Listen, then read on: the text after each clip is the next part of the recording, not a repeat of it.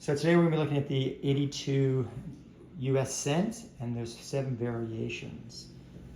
I'm not sure, Bob's going to explain to us what they are, and then we're going to have a quick look at some of them. 1982, they made copper pennies for half of the year and then changed over to zinc, which resulted in the 7 variations, because we have Philadelphia Mint making large date, small date, and then changing over to copper, or to zinc. From copper, they have the 1982 large date and small date. So 4 different types of 1982 Philadelphia Mint are available. And from the Denver Mint, they had a large date and a small date in the zinc, but they only have a large date copper. So they didn't have any dyes that created a small date copper. So we can look at the 7 different types. The 1982P small date zinc is the least minted of the 7. You have a small date copper, and they're pretty easy to see the difference, and we'll weigh them and you can see the difference in the weights. We have a large date zinc, and we have a large date copper. So 4 different types from Philadelphia Mint.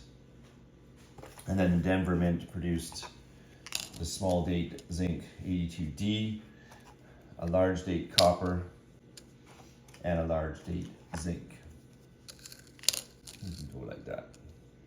Now, of all these 7 different variations, they're all pretty easy to find uncirculated. Is that correct? Not super easy to find. The small date zinc for both the Philadelphia and the Denver are a little bit scarcer to find as uncirculated. And so they command a little bit more premium. Probably the more common ones. And then third place of that would be the small date copper. So the small date pennies seem to be a little bit more difficult to find versus the large date. So the 4 large date coins are reasonably easy to find as a uncirculated, or circulated for that matter. Small dates are a little bit more scarce. Okay, so when we say small date and large date, I mean, like, are the dates actually bigger? The dates actually smaller? What's the difference? Yeah, very easy to see under magnification. I think that the 82, if your eye has been trained, you can almost see the difference between a large date and a small date with your naked eye. It's significantly different.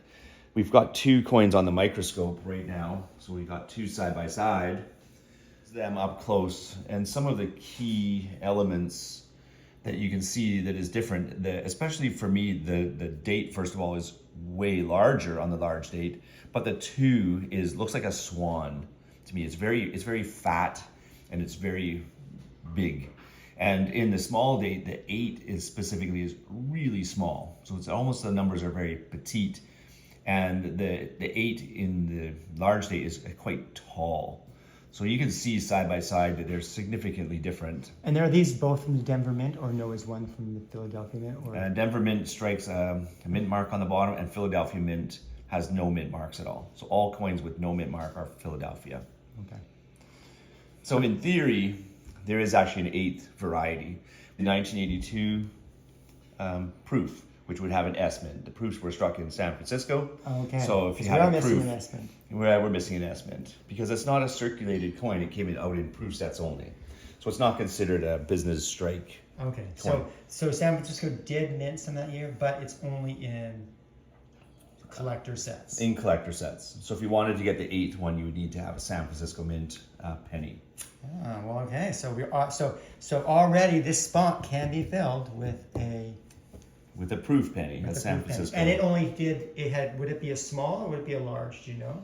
This I don't know. So okay. even I don't know. I just know it exists because I'm not 100% professional at US. Could be of interest in the 82. Obviously, there's, I think I was looking and there was saying could be some doubling, and I think that's in the Liberty side, so that would be on the other side of the coin, correct? Or would that be? And some doubling in the letters is a variety you might be able to find, which is a die striking area. But there is one coin that would be wonderful to fill this hole, and there have been a few found, and they're like the Canada 2006 no logo, no P, extremely rare penny, where a copper planchet in the Denver Mint was sitting on a machine or something and was mixed in with the zinc pennies when they were producing the 82D small date zinc. So there have been a few examples of an off metal 82D made of copper, 3.1 grams, and they are obviously extremely rare and command a value sometimes $10,000-$15,000 if you were to find this 82D small date copper, which is not intended to be there. So coin roll hunters often put all their 82s aside, and then they find the small dates, and then they weigh them, and in the hopes of finding an 82D small date copper. So we're going to weigh these now, so we're going to see the difference, because we said there's a difference between the weight of the zinc and the copper, or the two copper. So what was the difference in the weight? Just the difference between a zinc penny and a copper penny. So we're zeroed out. We're gonna use grams, because grams is the more accurate way to find this. So this is a zinc penny. So it's going to weigh 2.5 grams. So some tolerances in there would be 2.51, 2.52. Pretty common. No two pennies are 100% exactly the same, but 2.5 grams is a zinc penny. If you go to a copper penny, it's going to be 3.1 grams, sometimes 3.2. 3.11, 3.12 is normal tolerance for copper pennies. When your scale is only going to go to 1 decimal, it's always going to read 3.1. Now we did another video where we used the Rydell machine, and we actually ran the pennies through and it pulled out the zinc and the copper. So if you had a large collection and you wanted to pull these apart, you could use the same kind of machine to pull your copper and your zinc apart, to pull them to the two different factors. To pull them to two different types. Two different types. And then you would search just for 1982 in the copper pennies, and then you would find your small dates, and then you would know it's copper. So if you didn't have a scale that could weigh them out, a Rydell machine would be able to tell you what is copper and what is zinc as well. So for us, our coins come in bags of 5,000 pieces, uncirculated. So when we're preparing them, for collectors, we're certainly 100% sure of what we are packaging at that time, because we're doing large amounts of 82D, putting them into those flips with labeling as quite large batches. We're not just weighing each and every one. We're going to an authentic mint bag produced on a date that can only be copper. And for check measure, when we're putting them into flips, we actually weigh each one. You do? We do. So is this open right now? This one's open. So we can open, we can pull some out. This is... Yeah, we can pull a little handful out. Pull a hand out. So I'm gonna just we'll get that, pull some out of the bag. Pull some out of the bag, and even when we're pulling them out, even though it's a brand new bag with good quality coins, we're also going to have a cursory look over them, because if they're touching the bag, like these ones that are touching right here on the edge, they might have some discoloration on them. Some water spots. Water spots from touching the bag for, obviously since 1982.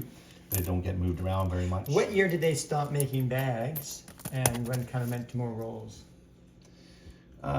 Most of the dates are still available in bags all the way up to maybe getting up into the year 2001, 2002. I think we have bags like this up to 2001. So, and then it really just went into master bags and then boxed or put into those plastic flips from there, or plastic tubings. And so this is an 82 large date D, is that correct? 82D, large date copper. Copper. So if we took these over to the scale, they're all going to weigh 3.1 grams. Now, obviously the mix-up would probably not be in this bag, because this is the punch will be putting out large dates. Yeah, at this point, it was only stamping large dates. It would say small date. Small date. Zinc. Zinc, it would say. And it would be worth, those ones, especially when we're putting them to flips, we're weighing each one, just in case the off chance that we have one of those copper ones has made it into our bag. It would be uncirculated. It would be a very good find for us. It would be an amazing find, uncirculated. Yes, it would obviously be paying for more than just a bag of pennies. Be paying more than a bag of pennies for sure. So we're going to take a quick look. This is just for fun. This is that 82 still. And there is chances. So if you're looking for, if you've got all these dates, I know that it says there's doubling in can be. We don't say, but we're just gonna take a look at a couple coins. We're gonna look right now. It could be in any of it, but we're gonna look just on the 82 and Liberty side, see if there's any doubling. We're just gonna go through like a handful of coins. These are all out of that mint bag. And we're gonna see if there's anything that's doubling. Let's see, compare. And on the, you said on this, the thing I would note is often where there's one, there's many. Right. So Yeah, if we so were we going have- through and we found one right now, We would definitely be looking for the whole bag because it would have a chance. this is an example of a coin that's up against the bag itself. So you can see the spots, and that's actually just the cloth itself. It's That's just the cloth. yeah, it's touching it in that fashion, and you know the coin under your eye doesn't really have that much. Let's just have a look. We'll bring it over here so you can have a look at this one here. Yeah, it's a red coin, but it was up against the bag. So it's, in a normal magnification, you don't really Yeah, see you can that see a too little bit, bit. but under the. But under the microscope, obviously, we're I don't know what's the X of this one. I think it's 25. 25x. Even when I'm looking through my glass, I'm looking at 10x. So it's even more noticeable under the microscope. And again, that's got a little bit maybe leaned on the bag or something, or Yeah, leaning up against the bag. You know, so one side will have those spots, and one side would probably not have those spots because it's not moving around inside the bag. It's just up against the edge. Nothing there.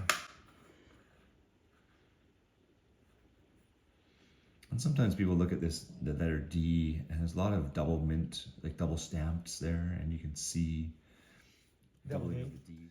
I think what happens with these mint marks. If you have enjoyed this video, like and subscribe. To it, and then it looks like a D.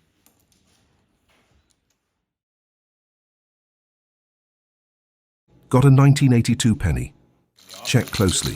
It might be a rare 1982 small date copper cent. This little guy ditched the usual big date look and stuck with classic copper while others went zinc. Spot one in top shape and you could be holding a mini gold mine.